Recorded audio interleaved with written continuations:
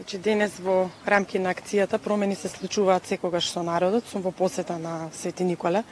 Морам да кажам дека на моје огромно задоволство денес градоначалникот Дејан Владев заедно со неговиот тим значи ме однесува на неколку места каде што имаат сериозни градежни активности и морам да потенцирам значи се решени неколку децениски проблеми кои што ги имале луѓето во одредени места во градот.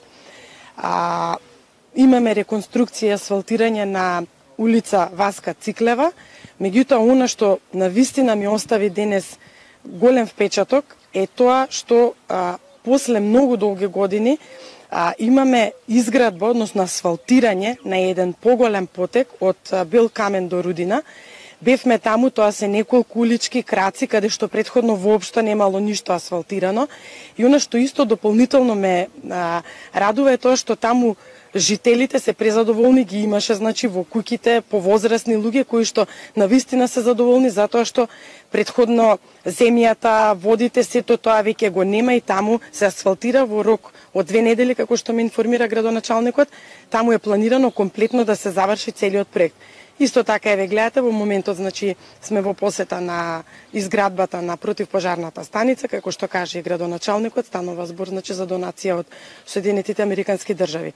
Се на се, можам да заклучам дека еве и тука во Свети Николе, градоначалникот заедно со неговиот тим работат посветено, значи за многу краток период во рокот нешто повеќе од 6 месеци тие успеа навистина да реализираат еден огромен број на проекти. Градоначалникот најави во следниот период што ќе се случува и да кажеме дека еве навистина промени се случуваат, нашите градоначалници сето она што го ветиле го остваруваат, како што впрочем еве и нашиот градоначалник во Свети Николе тоа го прави. Госпожа Кучевска, вчера излезе анкетата на ИПИС од СДСМ ја оспорија, ваш коментар? Анкетата на ИПИС во суштина го покажува она што народот го мисли и чувствува. А тоа е дека овој народ не и верува на владата и нема доверба во премиерот.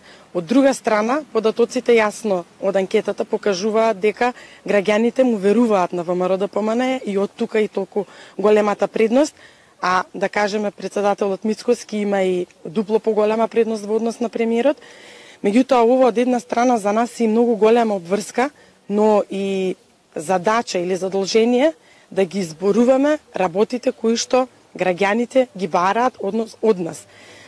Морам да кажам дека анкетата не е, односно го покажува, ја покажува волјата на народот, но истовремено покажува и дека СДСМ поради тие податоци кои што ги имаат и ги знаат, во суштина бега од избори точно заради тоа не сака воопшто да влезе и ниту во диалог.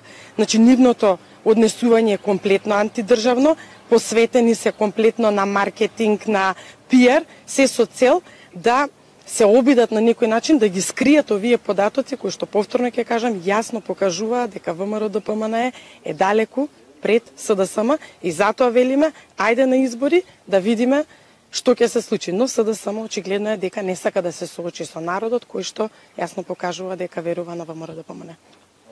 Едно прашање околу инфлацијата последниве месеци го јаде домашниот буџет на граѓаните. Денеска беа објавени податоците дека само во месец април трошоците за живот се пораснати за 11,1%. Од друга страна премиерот Ковачевски вели дека се преземени сите мерки. Ваш став?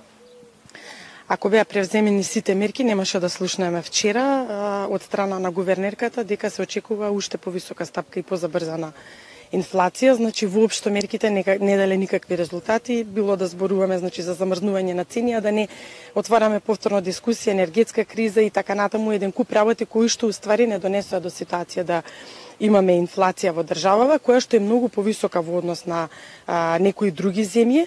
Владата е комплетно неспособна да се справи со тоа, инфлацијата секојдневно ги јаде парите на граѓаните, се потешко се живее, значи животниот стандард никогаш не бил полош, иако ако ги погледнеме податоците ќе видиме дека животниот стандард во периодот на владење на СДСМ во овие последни 5 години стагнира.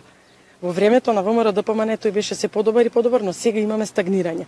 и воедно, значи, за инфлацијата нема што повеќе да се додаде, граѓаните тоа го чувствуваат. Секојдневно одиме во маркети, пазариме, купуваме, гледаме каква е состојбата, а од друга страна не гледаме апсолутно никакво придвижување на владата во насока дека ќе направи нешто за да има позитивен ефект. Меѓутоа морам да потенцирам нешто што во континуитет го зборувам во последниве денови, а тоа е јавното обвинителство малце повеќе да се позанимава со извештајот на Државниот завод за ревизија, кој што е поврзан со ефектите од мерките кои што ги даде владата, бидејќи таму навистина има сериозни работи, кои што точно потврдуваат дека не се справивме добро со економијата, не потрошивме толку пари за стопанството како што зборува и заради тоа стопанството буквално ние на работна екзистенција исто како и граѓани.